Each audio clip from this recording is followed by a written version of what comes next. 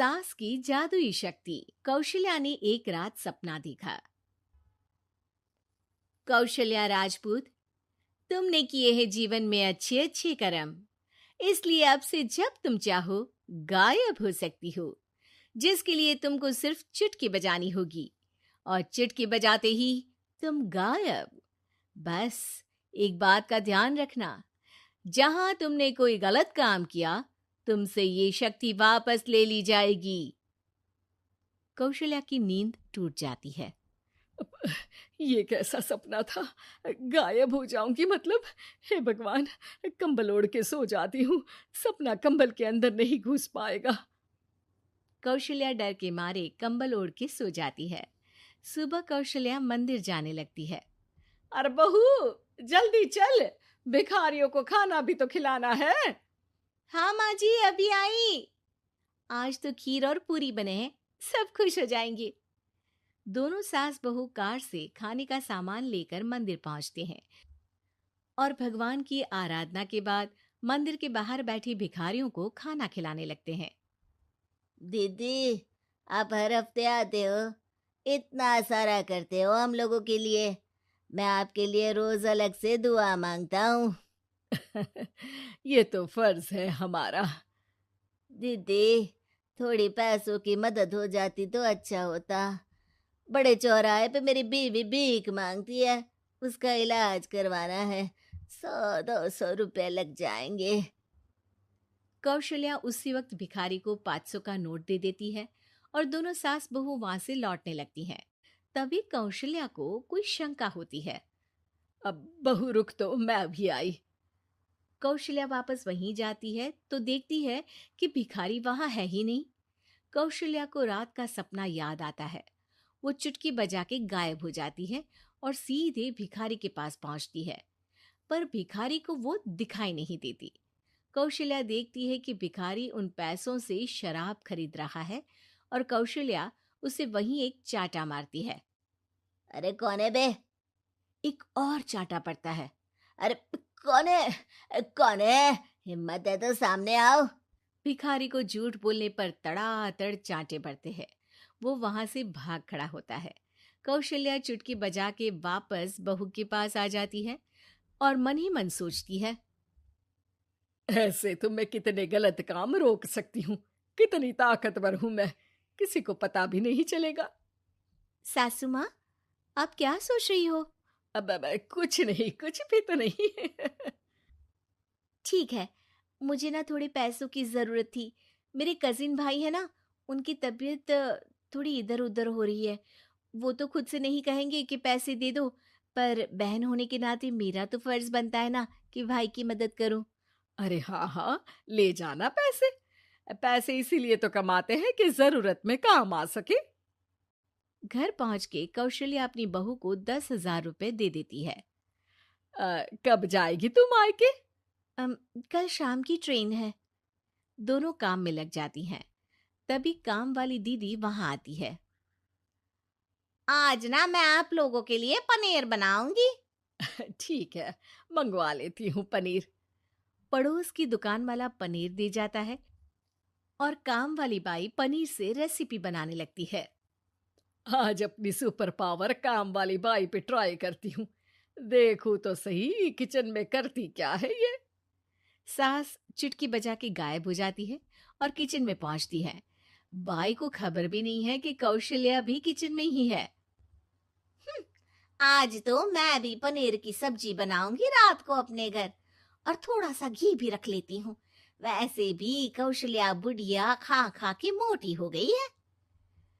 Kaushalya by की चोरी पकड़ लेती है और गुस्से में बाई की चोटी ऊपर उठा देती है। बाई को समझ भी नहीं आता कि उसकी चोटी खड़ी कैसे हो गई। वो डर के मारे चीख पड़ती है। बहू भागते हुए किचन में आती है। अरे क्या हुआ? ये तुम्हारी चोटी खड़ी कैसे है? करंट लग गया है क्या?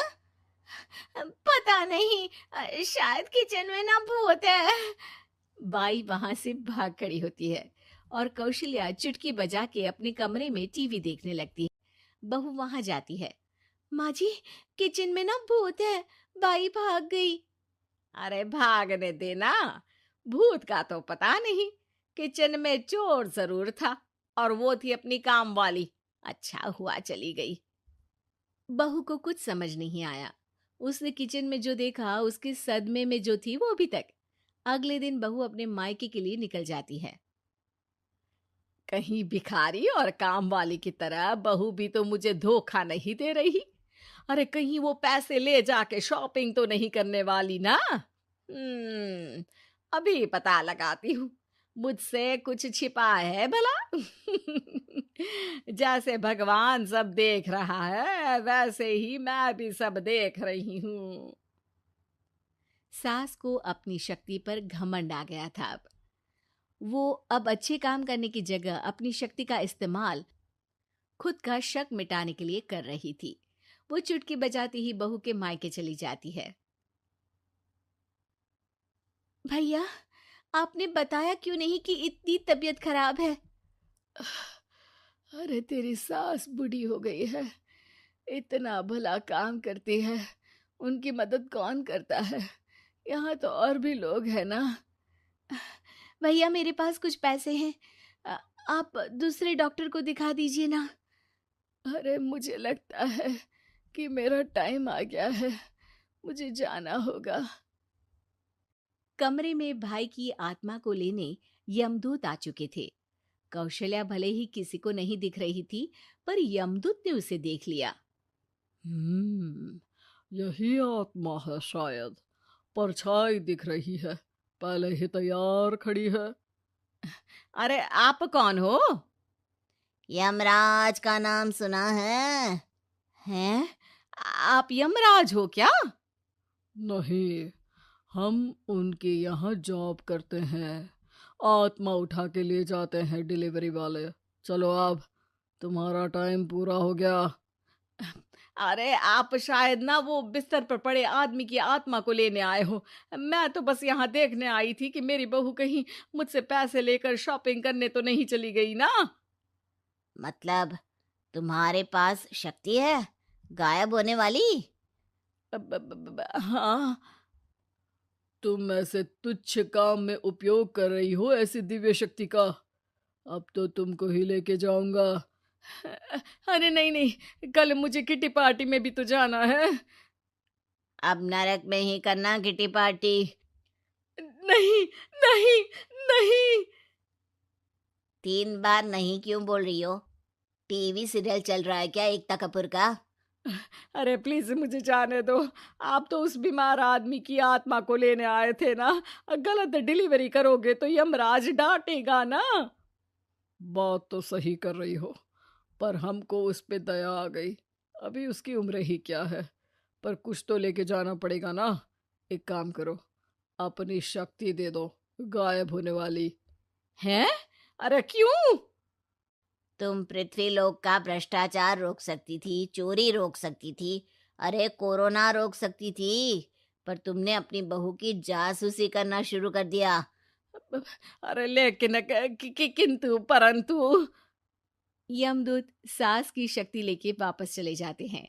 कौशल्या की परछाई हवा से नीचे गिरती है और जमीन पे आते आते कौशल्या का शरीर सामने आ जाता है। अरे लग गई, कितने ऊपर से फेंका। माँ जी, आप यहाँ ऊपर से कैसे गिरी? अरे समधन जी, आप अचानक कमरे में। सब घबरा जाते हैं। सास बहू को सारी बात बता देती है। ये लो आपके 10,000 रुपये। आपको मुझ पे इतना भी भरोसा नहीं है? अरे बहन, मुझे दर्द नहीं हो रहा है, अब अचानक से सब अच्छा होने लगा है। अरे तो फिर बिस्तर से उठ जाओ और मुझे लेटने दो। गिरी हूं ऊपर से तो पूरा बदन दुख रहा है। भाई को तो यमदूत ठीक करके जाते हैं, पर कौशल्या देवी दर्द के मारे बिस्तर पर आ जाती हैं।